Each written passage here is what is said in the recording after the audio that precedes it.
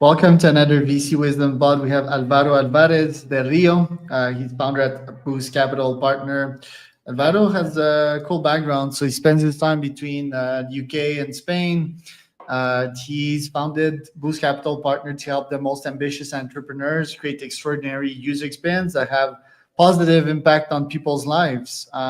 So previously was well, he's been a board member at a bunch of companies, but also started in banking. I'm guessing like a Goldman. Did I see here UBS? So the banking type. We're also gonna ask Alvaro some of his startup experience and why he got into VC. So it should be a fun one. BookRightGPT.com is presenting this podcast. If you want to take some of your LinkedIn posts and convert these into a beautiful book that you can publish on Kindle, can go to BookRightGPT.com. I have one book credit for you for free. Alvaro, welcome to the pod. Tell me a bit more about yourself and what you're up to nowadays.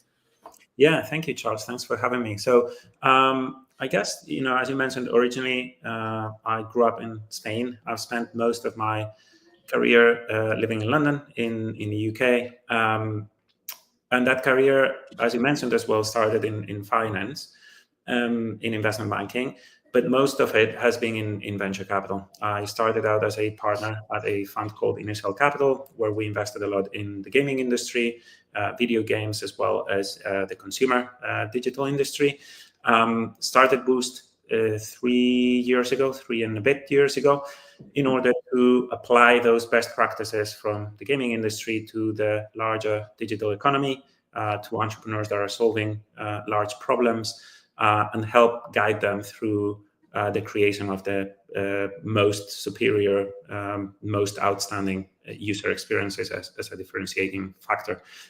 So Boost is obviously 120% of my time nowadays, and that's what I do. Right. And have you ever thought of launching a startup yourself? Why jump in straight into VC? Yeah, I did come from a bit more of a corporate background when I was in investment banking. So I worked for some of the bulge bracket big banks, and at the time, I was thinking of kind of taking the next step in my career within finance, and I found it much easier to kind of get into VC, funnily enough, than I did getting into startups. Over time, I have thought of a few concepts. I've received some proposals from entrepreneurs to join them. I guess, my own way of becoming an entrepreneur was to start my own fund. I consider ourselves just a very small, very young startup with a small team and, solving a problem, creating a product. So basically everything that a founder of a small company does. So far, I'm definitely enjoying it. And I do consider myself an entrepreneur right now. Right. And tell me about the product that you're building. I like that line of yours. What's your the product that you're offering to these startup founders precisely? What's the experience? Yeah, so the product is extremely important to us, and this approach that where we've created a framework that if we are a startup, we need to offer something to the market, right? So if I extrapolate what a startup does to what we are doing as a fund, we are providing a service. Who is our customer? Our customer is the startup founder. And so what are we providing as value? And the product that we've created, we call it the Hub, is a platform that is a central point that creates a layer of services that we offer to the startup. So there are two sides to it, right? A few sides to it, actually. So you've got, what do startups generally need? The most requests that I ever got from startups over the past 15 years are about hiring, commercial connections for customers, or fundraising, right? So the first thing you need to do is just to have a central repository of how do we help startups in general with these topics, right? Now, that is general help that you're going to get from a lot of VCs, or that all VCs, I think, should have as part of their value prop to the startups. Now, the second side to this is what we do as a fund, which is the customer experience, helping with the improvement of that customer experience. And so to that end, we've got several things that we're doing. We've got a group of advisors that are very relevant in the industry, because they've had either created or grown products themselves, and they are experts in different parts of the customer experience, whether that is all the way from identifying an ICP, the ideal customer profile, the user persona, and running through acquisition of that user, the engagement, the retention, all the way to monetization, even churn and reactivation, right? So the whole journey, we've got people that are experts in specific areas of that journey. And then we've got resources. So what do we offer when someone wants to say, look, I need to understand how to create a better customer experience from this perspective? So just getting access to not only people, but resources that help them, right?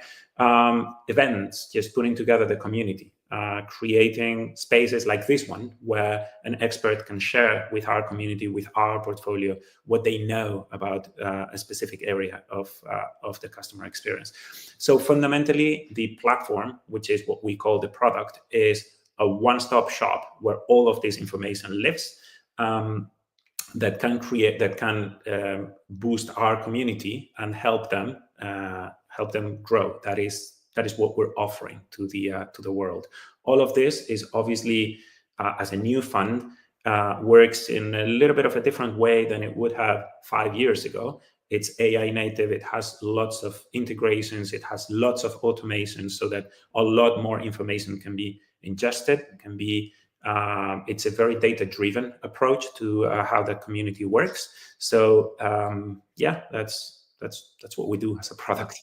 And tell me about your track record. You've been investing, so I think for the better part of almost 20 years now, or 15 years. What were your exits? What's your track record so far? Yeah, so over the past 15 years, I've always been a very early stage, very small investor at pre-seed and seed stages, with checks that ranged over time from maybe $300K to $1 million per company. Only with Boost did we start doing follow-on. Before that, we didn't, or I didn't. And so in terms of track record, we generated around about 12 times in liquid returns from the money that we invested. Some of the companies that did very well from that portfolio include a gaming company called Supercell that became one of the largest companies in that space and got originally acquired by SoftBank, now a Tencent property. A company called Deliveroo, which is a public company, listed company in the London Stock Exchange, where I was an angel, and a number of other companies that exited very significantly. And depending on where people are based, we'll know more or less about them. There's a company, for instance, called Tenor that got acquired by Google, and they do all the GIFs that you share with your friends when you're on your WhatsApp or other communication platforms. So yeah, there are a few of those companies that generated very significant returns. Obviously, the larger number of them that didn't, but I guess enough to keep us going after 15 years. And what are your investment criteria, both in the company and on the founder side? Yeah, that is an interesting question. So I guess I will start by saying that at Boost, we definitely look at founders much more than we look at companies, because we invest very early, and our experience is that companies tend to pivot and change the focus of what they do. It's very, very rare to find a company that starts with an idea in mind and doesn't change the path to solving that problem along the way, right? So what remains, particularly at the very early stages, there's this cliche where everybody says, hey, I invest in people, and that is probably true at all stages. The thing with the very early stages is you don't invest in anything other than people. There are no numbers, right? So that's why we prioritize focusing on the individuals. And to that extent, we've got a number of initiatives that we have started that have to do with understanding profiles of founders. It's just not any longer about, hey, I like this person, or this person looks competent, or they have an interesting background. It's more about being data driven and understanding, okay, is this relationship between the co-founders the way it should be? Are these profiles complementary, or does this person have what it takes. And normally people tell you, yeah, I'm looking for people who are resilient. Okay, but what does that mean? What can you tell me about yourself today that will tell me you are more resilient than the next person, right? So trying to bring parameters around that is something we're working on quite heavily with the help of universities and researchers to try and bring a more numerical approach to this kind of intuitive parameters that normally people don't manage to quantify. So the criteria that we look for are, from a people perspective, are people that have an obsession with a problem, people that have a deep personal relationship to a problem, people that are going to persevere and continue solving that problem. Adaptability is extremely important, flexibility, the ability to recognize, look, maybe I was wrong, maybe this is not working, so let me think about solving the problem in a different way. It's not like I am going to give up. It's not like I'm going to say this problem is not solvable. I'm just going to try and approach it from a different perspective. There are a number of those traits that we look for in entrepreneurs. Then you referred to companies. For companies, we basically put them in a box. So we decide whether a company is part of the group of companies that we should be evaluating or not, depending on whether they are. I can give you some of the high level kind of criteria that we've got. So we only invest in pre-seed and seed. We only invest checks up to around $750,000 as a first check into a company. We only invest in certain geographies, which is mostly Europe, with some in Latin America and in the US. And we invest in company. It has to be software first, absolutely, and venture backable, so really scalable as a solution. And then the main criteria, rather than kind of applying it to specific sectors of the economy, has to do with the fact that it has to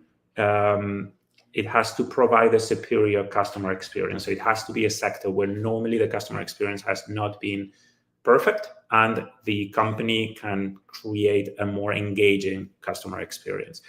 Beyond that, basically large sectors of the digital economy. So we look a lot at finance, at real estate, at education, health, sustainability, those trillion-dollar problems in the economy that historically have not been solved, at least in certain sub-verticals, with an optimal user experience. You said that 99% of them engage into pivots. Yeah, that's for sure. Also, what I've observed on my end. What's the good way to pivot? You've seen like some master pivoters, right? And do the pivot the right way, elegantly, and pivot to product market fit. You've probably also see people pivot in completely wrong directions or wrong way. What's a good pivoter vs a wrong pivot in the startup world?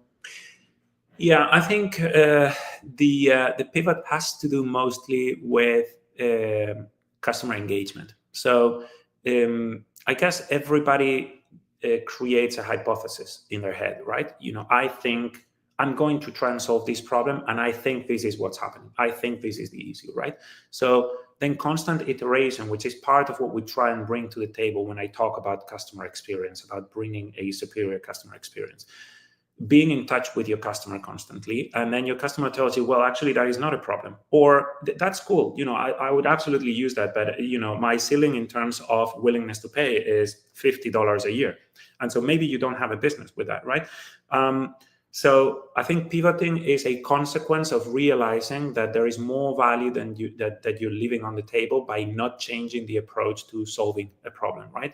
And that is when I think you need to pivot. There are hard pivots that basically mean, look, this is not working and I need to create something completely different. But I am much more a fan of constant iteration and kind of soft pivots to fine-tune your product and to adapt it to what the customer is asking for. And for that, constant communication is key, is paramount for the customer to be able to tell you what they actually need. But then what I would say is I am a big fan of soft pivots along the way. I think every single company, and in fact, even large corporates today that have been startups at some point should be iterating and creating soft pivots of some of their core products in order to adapt to changing times, because every 6 months now you've got new technologies, you've got new incumbents, you've got new companies popping up that are kind of challenging the status quo. And so in order to respond to that, you need to adapt constantly. And it is a bit of a culture that you are creating within the company of constant iteration and constant soft pivots to adapt. So I would not be scared as an entrepreneur to talk about a pivot. It's rather a question of how you evolve through small and soft pivots along the way. How do you monitor the success of your startups, and how do you coach them into product market fit? I think what's extremely important to define at the beginning is a set of parameters. This is something that we've got as part of our onboarding process. So when we decide to invest in a startup, and we go through all the motions of due diligence and documentation, then at some point you finish that process, and then you need to onboard the startup into your portfolio. And part of what we do is the access to this hub that I mentioned at the beginning to what is our product. So effectively, we're kind of showing our product to our customer, who is the founder. And part of what we do is setting up onboarding calls to define, okay, how are we going to work together? And what are the KPIs that we're going to define for this business? Because unless you're working in a very verticalized, same sector type of investments, you have specific metrics that you need to aim for in different companies. And so once you create that set of parameters of what is going to be the focus, if you say, look, we're only focused on, let's say, revenue, right? So revenue is going to be your North Star, and you're going to be looking at, how do I break that down? For revenue, if I'm only going to focus on revenue, onboarding new customers is going to be the key, right? And taking people from proof of concept to a pilot, to a paid pilot, to kind of an annual contract is going to be the key of what I'm going to do. So, okay, how do I define that? By the number of customers that I get, and by my pricing point. So as you go a little bit more granular there, and as you break down what it is that you're specifically focusing on, then you can get the entrepreneurs to focus on what is relevant. And this is obviously an approach that you need to agree between the entrepreneur and the investor, because you need to be focusing on the same things in terms of what success looks like for the company, which was your question. How do you define what success looks like? Well, it looks like hitting the milestones that you set for yourself, right? And then in terms of product market fit, this is a very interesting question to me, because a lot of people say, look, you raise your Series A when you've hit your product market fit, and then people give these ranges of, well, if you've got 100K in monthly recurring revenue, it's like, okay, but you can achieve 100K monthly recurring revenue from a number of perspectives, with a lot of customers or with just one customer. And so that doesn't mean that you've got product market fit immediately. To me, product market fit is much better represented by retention and engagement metrics. It's by, do people, it's this old adage in venture capital, do you have 100 people that actually swear by your product, that really could not live without your product, right? And so once you hit that kind of core user base that really do need your product, it's a question of scalability and growth, and then some different skill sets kick in. But that 0 to 1 of getting some people delighted with your product and needing your product is what I talk about when I try and help entrepreneurs move towards product market fit. What investments have you missed, and what have you learned from passing on those? Yeah, it's I guess the anti-portfolio of any venture capitalist that is worth their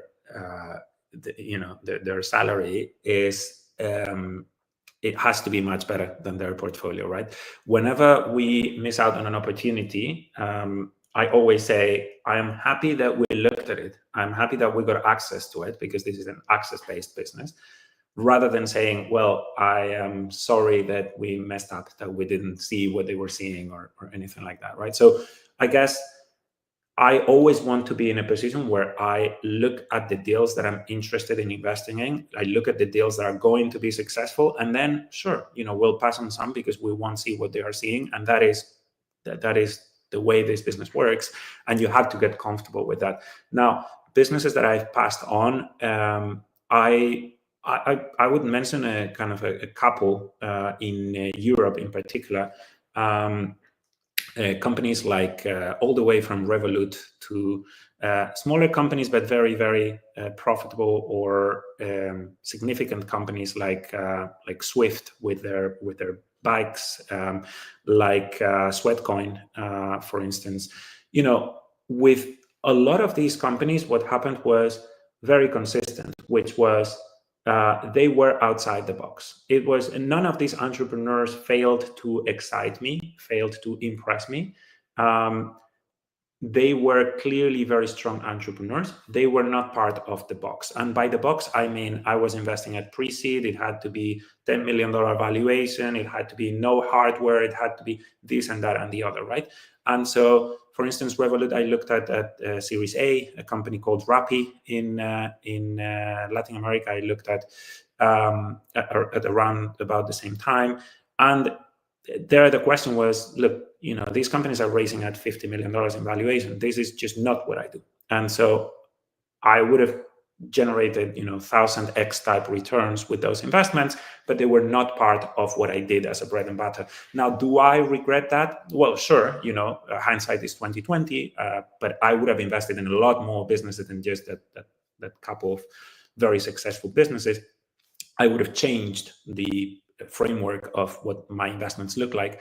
And I think it's very important, again, if the concept is that we're running a very early stage startup, and this is advice that I will always give to my entrepreneurs, focus is key. And so if you try to be everything to everyone, and you try and work with startups in different jurisdictions at different stages, solving different types of problems, then you risk not adding value to anybody and not creating a product that is recognizable in the market. And so from that perspective, you have to focus on what the kind of your core value prop is and which companies you can help with that. And I think, I could have been much more successful had I been more flexible from that perspective. But I am not sure that that would have meant I would still be here many years after. But your LPs, would they have approved of that, or did you just give them a thesis and we're gonna follow that, or did you tell them that, like, hey, this might change, we might go up to 50 mil if the opportunity shows? Yeah, at the time I was running a fund where we had an LP and GP structure that was effectively the same people. So we never went to market to raise from external parties. It was more like a group of entrepreneurs investing our own capital. And so at that point in time, we didn't have that restriction. It was more self-imposed. This is the type of deals that we want to back and that we want to work with. It's also a question of skill set. I'm not sure that I would be as effective helping companies at Series B and helping them with their growth as I am when I do it at early stages, basically because that's what I've been doing for many years. So I see a lot of companies going from 0 to 1 and trying to solve that problem, kind of the beginning of the problem. I think growth stages require a different skill set as well. So the later on you invest, the shorter the time span that you can use to help the companies, and probably the less relevant your expertise is going to be for a company that has already gone through the stage where you can help the most. Love that. Alvaro, where can we find out more about you? Yeah, so you can go to, obviously, my own LinkedIn profile, Boost's LinkedIn profile, and our website. There's a wealth of information about what we do and the types of entrepreneurs that we like to back, the types of verticals that we focus on geographically, how we're split, the portfolio companies. So you can see some kind of cases of the types of problems that we like to help entrepreneurs solve. So boostcp.vc is our website, and there you can find a lot of information about ourselves. So that was Alvaro Alvarez del Rio and Charles Cormier for another VC